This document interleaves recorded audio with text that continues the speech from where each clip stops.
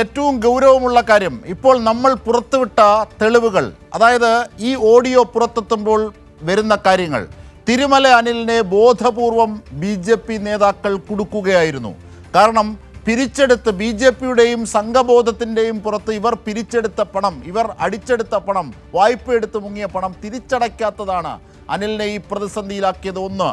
രണ്ട്, അനിലിനെ പ്രതിസന്ധിയിലാക്കുന്ന ഘട്ടത്തിൽ നിരവധി തവണ രാജീവ് ചന്ദ്രശേഖർ അടക്കമുള്ള BJP നേതാക്കന്മാരോട് സമീപിച്ചതാണ്. ഇങ്ങനെ പ്രമുഖരായ BJP നേതാക്കൾ, കൗൺസിലർമാരൊക്കെ വായ്പ എടുത്തിട്ടുണ്ട്, അവർ തിരിച്ചടച്ചാൽ തീരുന്ന പ്രശ്നങ്ങളേ ഉള്ളൂ. പക്ഷേ BJP ഇടപെട്ടില്ല. 3, നിക്ഷേപകർക്ക് തന്നെ അനിലിൻ്റെ ഈ ദുരവസ്ഥ ബോധ്യമായി. അപ്പോൾ പൂർണ്ണമായും ഈ വിഷയത്തിൽ പ്രതിക്കൂട്ടിലാകുന്നത് BJPയുടെ സംസ്ഥാന നേതൃത്വം തന്നെയാണ്, നേതാക്കൾ തന്നെയാണ്. നിറപ്പൻ തീർച്ചയായും അജിം ഷാദ് ഇത് മറുപടി പറയേണ്ടത്. കഴിഞ്ഞ ദിവസം ഒരു ബാങ്ക് തട്ടിപ്പുമായി ബന്ധപ്പെട്ട 43 ലക്ഷം രൂപ തിരിച്ചടയ്ക്കണമെന്ന് കോടതി നടപടി, കോടതിയിൽ നിന്ന് സ്റ്റേ വാങ്ങിയെന്നാണ് ആ BJP നേതാവ് പറയുന്നത്. ഓഡിറ്റ് റിപ്പോർട്ട് ഉണ്ടായിരുന്നു. അത് വെള്ളയാണിയിലെ പ്രധാനപ്പെട്ട പെരിങ്ങമല ബാങ്കാണ്. ആ ബാങ്കുമായി ബന്ധപ്പെട്ട അഴിമതിയുടെ കഥകളാണ് കഴിഞ്ഞ ദിവസം പുറത്തു വന്നത്. അതും കൈരളി ന്യൂസാണ് പുറത്തുവിട്ടത്. അതിൽ നേതൃത്വം നൽകുന്ന നേതാക്കൾക്ക് ഇപ്പോൾ BJP ലീഡർഷിപ്പ് സംരക്ഷണം കൊടുക്കുന്നുണ്ട്. പക്ഷേ തിരുമല അനിലിനെ എന്തുകൊണ്ട് BJP ലീഡർഷിപ്പ് സംരക്ഷിച്ചില്ല എന്ന് ചോദിച്ചാൽ അദ്ദേഹത്തെ പൂർണ്ണമായി ഒറ്റപ്പെടുത്തുന്നതിന് പാർട്ടിക്കുള്ളിൽ തന്നെ ഗ്രൂപ്പിൻ്റെ ഒരു നിർണായകമായ പങ്കുണ്ട് എന്ന കാര്യം വസ്തുതാപരമാണ്. കാരണം BJPയിലെ ലീഡർഷിപ്പിൻ്റെയും RSSൻ്റെ തലസ്ഥാനത്തുള്ള പ്രധാനപ്പെട്ട നേതാക്കളൊക്കെ ഇത് സമ്മതിക്കുന്നുണ്ട്. മാത്രമല്ല അജിം ഷാദ് വേറെ ഒരിടത്ത് പോകണ്ടല്ലോ. BJPയുടെ മുൻ വക്താവ്, തലസ്ഥാനത്തെ ഏറ്റവും പ്രധാനപ്പെട്ട നേതാവായിട്ടുള്ള MS കുമാർ തന്നെ പറഞ്ഞല്ലോ, തിരുമല അനിലിൻ്റെ മാനസികാവസ്ഥയിലാണ് താൻ നേതൃത്വം നൽകുന്ന ട്രാവൻകൂർ ബാങ്കിനെ സംബന്ധിച്ച്, തിരുവിതാംകൂർ സർവീസ് സഹകരണ ബാങ്കിനെ സംബന്ധിച്ചുള്ള ദയനീയ അവസ്ഥ അദ്ദേഹം പറഞ്ഞതാണല്ലോ. അപ്പോൾ BJP ലീഡർഷിപ്പ് എന്താണ് അദ്ദേഹത്തിനോട് മറുപടി നൽകിയത്? അദ്ദേഹത്തെ പരിഹസിക്കുകയായിരുന്നു. അദ്ദേഹത്തെ BJPയുടെ പ്രവർത്തകനല്ല, BJPയുടെ ഉത്തരവാദിത്വമൊന്നുമില്ല. ഓർക്കണേ, അത് MS കുമാറാണ്.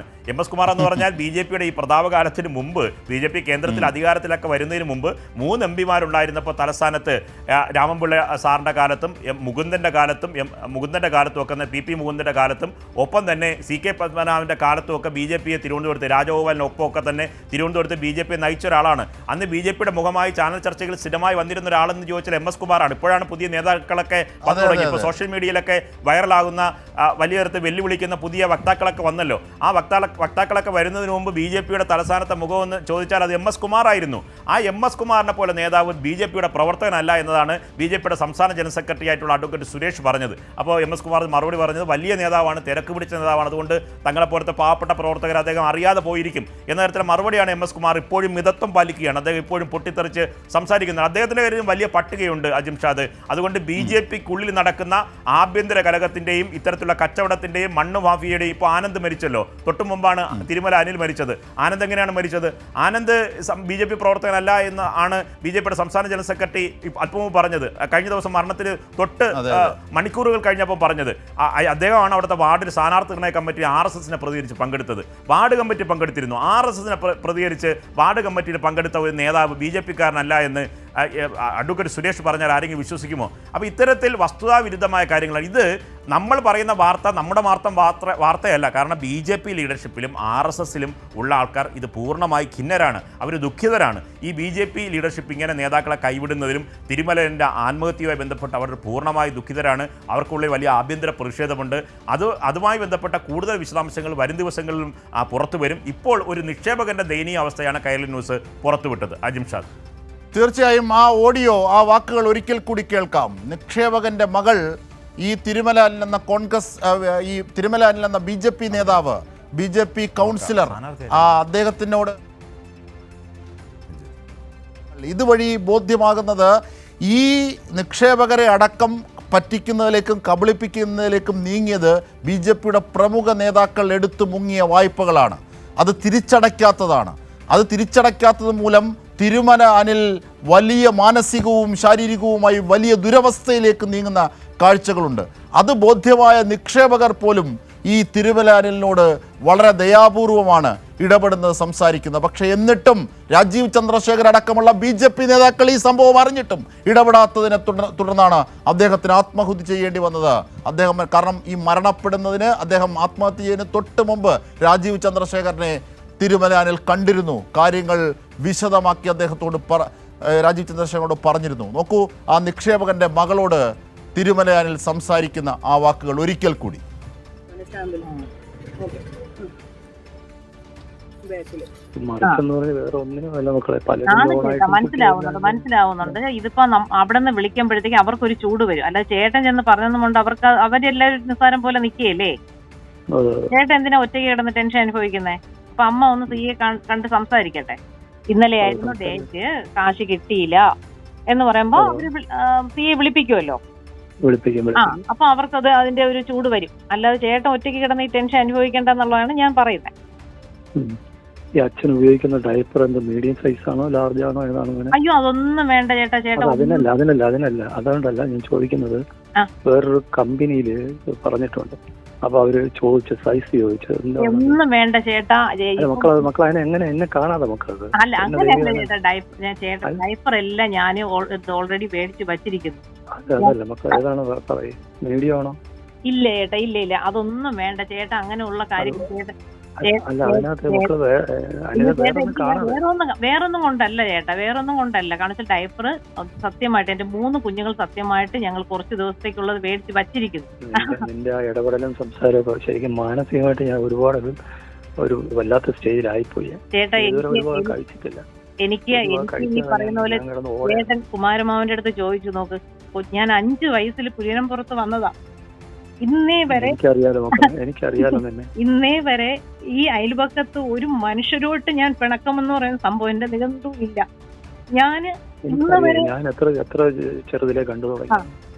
ഒരു ആൾക്കാരോടും എനിക്ക് പിണക്കമെന്നൊരു സംഭവം ഇല്ല. എല്ലാ പേരോടും ഞാൻ അങ്ങനെയാ ബിഹേവ് ചെയ്യുന്നത്. ഈ ബാങ്കിൽ എന്റെ ജീവിതത്തിൽ ആദ്യത്തെ സംഭവം അതെന്റെ അച്ഛന് വേണ്ടിയിട്ട് മാത്രം.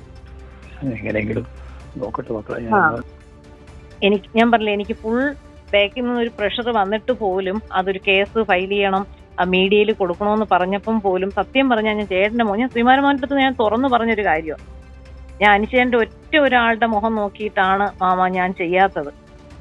ഓണം കഴിഞ്ഞതോടുകൂടി മക്കളെ എല്ലാം ഒരു തിരിച്ചടവും വരാതെ ആകെ ഒരു വേണ്ട ചേട്ടാ. അത് ഞാൻ പറഞ്ഞില്ലേ, ചേട്ടന് ഒറ്റയ്ക്ക് ആ ഒരു ഇത് വേണ്ട. കാരണം ചേട്ടന് ഒറ്റയ്ക്കുള്ളതല്ലല്ലോ ഈ ബോർഡെന്ന് പറയുമ്പോൾ, ഒറ്റയ്ക്കല്ലല്ലോ. അത് അമ്മ നാളെ പോയി സിയെ എടുത്ത് സംസാരിക്കുമ്പോൾ സിയെ വിളിച്ചോളൂ. ഞാൻ പകുതിയായി മക്കളെ, ശരീരമൊക്കെ പകുതിയായി. ഞാൻ ആകെ ഒരു ഇതായി.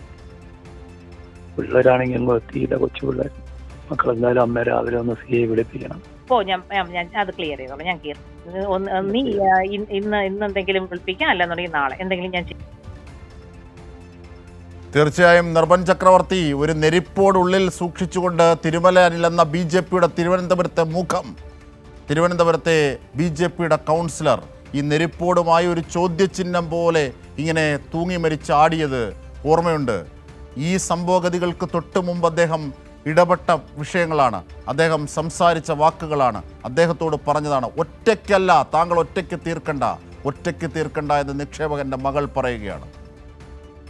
നമ്മൾ ഏറ്റവും ദയനീയമായ സംഭാഷണമാണ്. കാരണം അവർക്ക് 10 ലക്ഷം രൂപ നിക്ഷേപിക്കുന്നു, ഏകദേശം 11.5 ലക്ഷത്തോളം രൂപ തിരിച്ചു കിട്ടാനുണ്ട്. അവർ അനുഭവിക്കുന്ന മാനസികവ്യഥ എന്ന് പറയുന്നത് കിടപ്പ് രോഗിയാണ്, ചികിത്സ മുന്നോട്ട് കൊണ്ടുപോകാൻ കഴിയാത്ത അവസ്ഥയാണ്.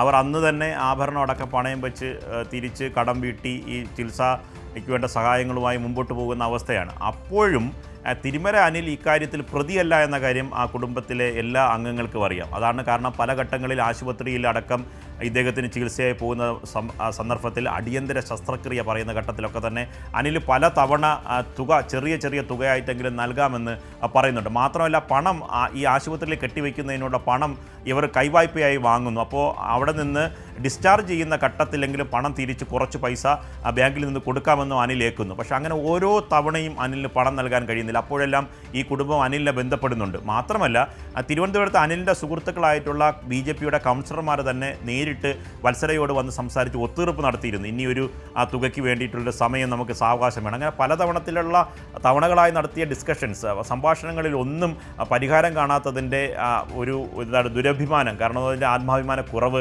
അനിൽ അനുഭവിച്ചിരുന്നു. കാരണം ഇവരെയൊക്കെ മുന്നിൽ വളരെ ബഹുമാനത്തോടെ കണ്ടിരുന്ന മനുഷ്യരുടെ മുന്നിൽ ആ പണം തിരിച്ചു നൽകാത്ത ഒരു മനുഷ്യനാണ്, കടക്കാരനാണ് എന്ന തരത്തിൽ വ്യക്തിപരമായ സങ്കടം അദ്ദേഹം അനുഭവിച്ചിരുന്നു. ഈ സങ്കടമെല്ലാം അദ്ദേഹം സൊസൈറ്റിയുടെ സെക്രട്ടറി ആയിട്ടുള്ള സൊസൈറ്റി മറ്റ് ബോർഡ് അംഗങ്ങളുടെ മുന്നിൽ വന്ന് പറഞ്ഞിരുന്നു.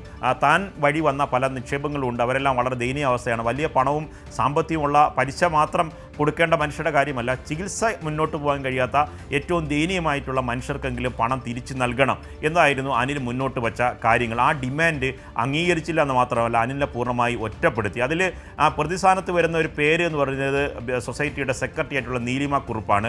അവരെ സംബന്ധിച്ച് മറ്റു തല RSSന്റെ ചുമതല ഉണ്ടായിരുന്ന ഘട്ടത്തിൽ തന്നെ മറ്റ് ചില സാമ്പത്തിക ആരോപണവുമായി ബന്ധപ്പെട്ട ആരോപണങ്ങൾ അവർക്കെതിരെ ഉയർന്നതായിട്ടുള്ള പരാതികളുണ്ട്. അത് സംബന്ധിച്ച വസ്തുതകൾ ഇനി വരും ദിവസങ്ങളിൽ ഉണ്ടാവുമെന്ന് തന്നെ നമുക്ക് പ്രതീക്ഷിക്കാം. ഒപ്പം തന്നെ അവർക്ക് സംരക്ഷണം നൽകുന്നത് BJPയുടെ തലസ്ഥാനത്ത് ഒരു പ്രധാനപ്പെട്ട നേതാവാണ്.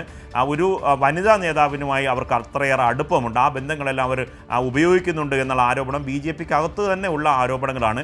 ഇത്തരത്തിലുള്ള ആരോപണങ്ങളാണ് നിലനിൽക്കുന്നു. സൊസൈറ്റിയുടെ ഓഡിറ്റ് റിപ്പോർട്ടിൽ വലിയ തരത്തിലുള്ള ക്രമക്കേട് കണ്ടെത്തുന്നു. ബാങ്കിൽ നിന്ന് വായ്പകൾ ക്രമക്കേട് നടത്തുന്നു. ബിനാമി പേരിൽ ബാങ്ക് വായ്പ നൽകുന്നു. നിയമനം നടത്തിയ ശേഷം 1 കോടി രൂപയുടെ നഷ്ടം ബാങ്കിൽ വരുന്നു. വായ്പ ഇളവ്, അതായത് പലിശ ഇളവ് നൽകിയതിൽ കോടികളുടെ ഇടപാട് വരുന്നു. ബാങ്കിൻ്റെ നഷ്ടം തിരിച്ചു കിട്ടാനുള്ള നഷ്ടം വളരെ വലുതാണ്. ഇത്തരത്തിലുള്ള പ്രതിസന്ധിക്കിടയിൽ ഇങ്ങനെ കടം വീട്ടും, ഇങ്ങനെ ബാധ്യതകൾ തിരിച്ച് കൊടുക്കും എന്ന തരത്തിലുള്ള ആശങ്കയാണ് അനിലിനെ മരണത്തിലെത്തിച്ചത്. അന്ന് ഈ മരണത്തിലേക്ക് അദ്ദേഹത്തെ തള്ളിവിടുന്നതിൽ BJP ലീഡർഷിപ്പിനും ഈ വായ്പ എടുത്ത് അടയ്ക്കാത്ത BJPയുടെ പ്രധാനപ്പെട്ട നേതാക്കൾക്ക് പങ്കുണ്ട്. അതാണ് അവരെ പിന്തുണയില്ലാത്തതാണ് അദ്ദേഹത്തിൻ്റെ മരണത്തിലേക്ക് പോകാനുള്ള കാരണം.